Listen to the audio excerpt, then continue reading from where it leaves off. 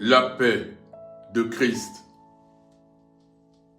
Le conseil de Dieu a siégé dans les cieux. Ce monde, Dieu l'a créé par la puissance de sa parole. Donc, toute la création l'appartient. Nous sommes entrés dans la tribulation. Le point culminant est la grande tribulation qui vient. Désormais, la dispensation des jugements divins sur la terre se déploie comme un puissant ouragan. Le monde se complaisait dans des demi-vérités. Aujourd'hui, l'Éternel fait souffler le vent de la liberté. Et le cœur des hommes sont ouverts à la vérité et libérés de la peur. Vous connaîtrez la vérité et la vérité vous affranchira, dit l'Écriture. Le péché a détruit ce monde. Conséquence, il y a multiplication des volcans et des tempêtes et des tsunamis et des ouragans, intempéries, inondations, incendies, tremblements de terre, catastrophes, pleurs et lamentations, embrasement des nations. Il ne restera pas ici pierre sur pierre qui ne soit renversée. Jour après jour, l'avènement du Fils de l'homme déploie son manteau de sainteté, faisant reculer les ténèbres. Yahvé, l'Éternel Dieu, par la main puissante, délivre et conduit son peuple. Il les marque du sceau de Dieu. Le royaume est pour les humbles, pour les brisés, les saints. Une vie qui plaît à Dieu. Cherche-la sans relâche. Cherche premièrement le royaume de Dieu et sa justice. Seul Yahvé est un abri sûr. J'ai vu la naissance du royaume d'Israël dont parlent Jésus et ses disciples. Il est écrit, alors les apôtres réunis lui demandèrent, « Seigneur, est-ce en ce temps que tu rétabliras le royaume d'Israël ?» Il leur répondit, « Ce n'est pas à vous de connaître le temps ou les moments que le Père a fixés de sa propre autorité. » Peuple, nation, lisez les Écritures et discernez les signes de temps. J'ai vu les USA à la croisée des chemins. Le spectacle de la suite de cette élection présidentielle sera navrant. Mais quelle qu'en soit l'issue, l'hégémonie des USA et l'ensemble de l'Occident finit ici. La perte de la guerre en Ukraine, malgré les stratégies et les armes fournies par la coalition occidentale, sonne le glas de la fin de son impérialisme. La crise financière qui vient est le coup de grâce sur le temps glorieux de la domination de l'Empire occidental. Il n'y a pas de honte à cela. Les empires naissent et meurent. C'est l'Éternel Dieu qui décide. Le monde l'appartient. Un âge va, un âge vient et la terre tient toujours. Et c'est ainsi. J'ai vu la France. Et le président Macron n'avait pas, ou plutôt n'avait plus besoin de gouvernement. Mais il avait les pleins pouvoirs. Est-ce volontaire? Si oui, pourquoi? Il dirigeait la France qu'avec le Parlement. La tour Eiffel sera brisée. J'ai vu l'embrasement des nations. Des armées déployées d'occupation seront vaincues. Elles se retireront dans un climat d'hostilité. Malgré cela, les hommes s'obstineront toujours dans le péché et la rébellion contre Dieu. Dans la colère de l'effondrement de sa civilisation, l'Occident soutiendra l'Antéchrist contre les autres peuples de la terre. Le Moyen-Orient est en ébullition. J'ai vu. Je vois l'Iran fort de son alliance avec la Russie. Elle s'affirme en leader. Elle détient des armes redoutables. Elle est réellement préparée pour l'embrasement. J'ai vu la Chine, elle a des armes technologiques avancées. elle s'est préparée. Elle participera activement à l'embrasement. J'ai vu la Russie, elle détient des armes invisibles, indétectables, devenues expérimentées dans la guerre et galvanisées par ses victoires contre la coalition occidentale en Ukraine. Elle participera à l'embrasement des nations. La Corée du Nord est prête et impatiente pour en découdre avec l'Occident qui l'a tant marginalisé. Elle a la rage de la vengeance. J'ai vu.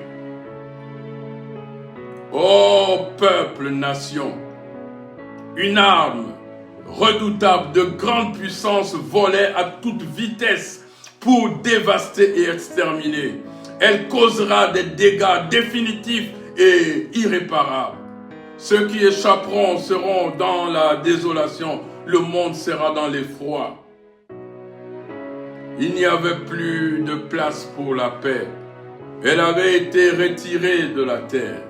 Les hommes étaient devenus déloyaux, corrompus et rebelles envers Dieu, pervers et violents, serviteurs du péché. Le péché a détruit ce monde. Je dis, le péché a détruit ce monde et je le redis encore, le péché a détruit ce monde. Pleurez, gémissez, lamentez-vous sur le monde.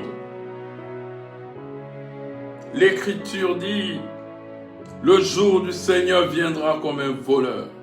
En ce jour, les cieux passeront avec fracas, les éléments embrasés se dissoudront et la terre avec les œuvres qu'elle renferme sera consumée. Il est écrit, si ce jour n'était pas abrégé, personne ne serait sauvé, mais à cause des élus, ces jours seront abrégés. Au Gabon, un bouleversement surprendra plus d'un et des changements suivront. L'Éternel Dieu délivre ce peuple, car il l'a choisi pour le servir. J'ai vu la naissance d'une nouvelle nation. L'Éternel Dieu a visité cette nation par 2 réveils, en 1935, puis 50 ans plus tard, en 1985. Et en 2025, après 40 ans, je vois la main puissante de Dieu sur cette nation.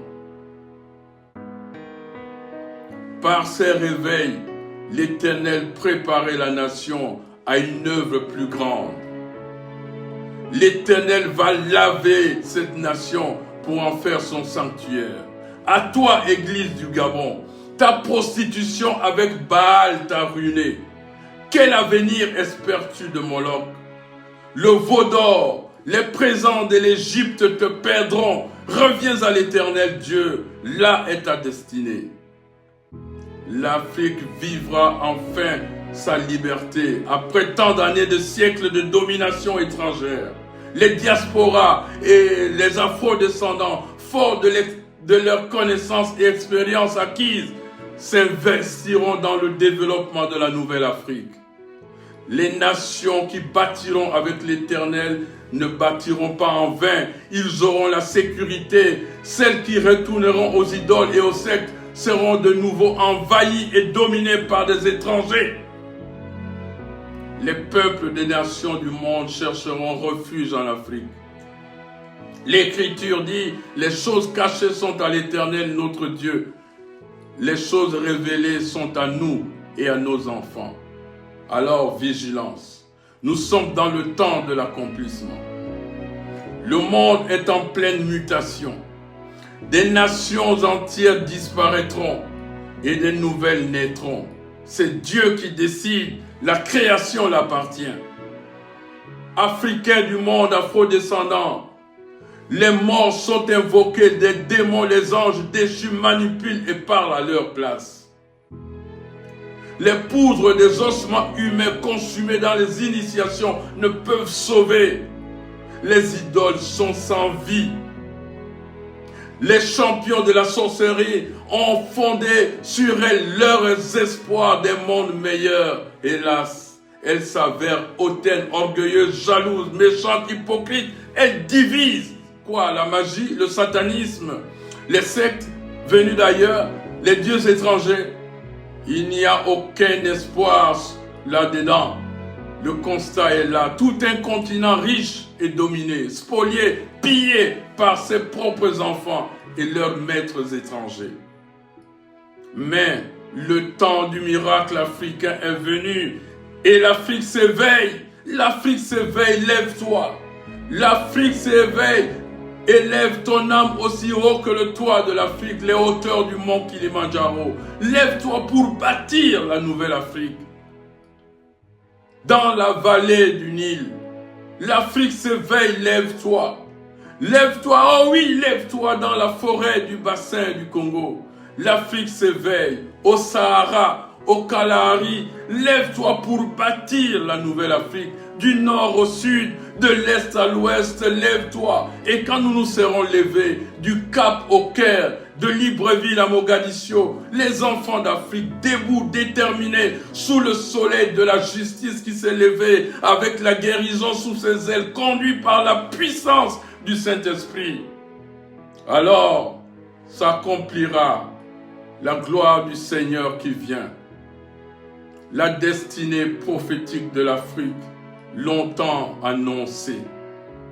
Conduit par la puissance du Saint-Esprit, le mouvement est en marche. L'Afrique de nos pères, de nos héros. Oh oui, l'Afrique de nos martyrs. L'Afrique des contemporains qui se battent aujourd'hui pour la nouvelle Afrique. Le temps est venu. C'est notre temps. C'est le moment. Le temps de l'Afrique est le temps de Dieu.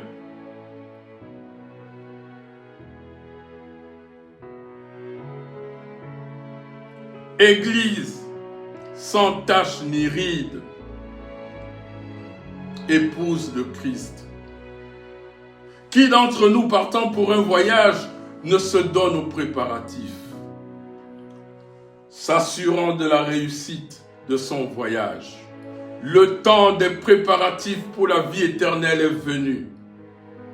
Choisissons l'obéissance à Dieu et la douceur comme fit notre Seigneur. Avec zèle et audace, servons joyeusement notre Dieu. Contre la haine du monde, pardonnons sans compter. Contre le rejet, aimons sans limite. Faisons le bien à tous. Il a dit, tout le bien que nous ferons à l'un de ses plus petits, c'est à lui que nous l'aurions fait. Ne l'oubliez pas. C'est que pour notre Dieu, chaque être humain, quel qu'il soit, a une valeur à ses yeux. Pensez-y. Et lorsqu'arrivera la tribulation à cause du Seigneur, réjouissons-nous et soyons dans l'allégresse, car notre récompense sera grande dans le royaume des cieux. Oui, la nouvelle Jérusalem est comme un étranger qui sollicite un visa du pays où il désire s'y rendre. Le fonctionnaire consulaire s'applique à introduire dans son ordinateur des informations attendues. Si les réponses sont bonnes et que les documents demandés complets, alors il est qualifié pour un visa. Validé.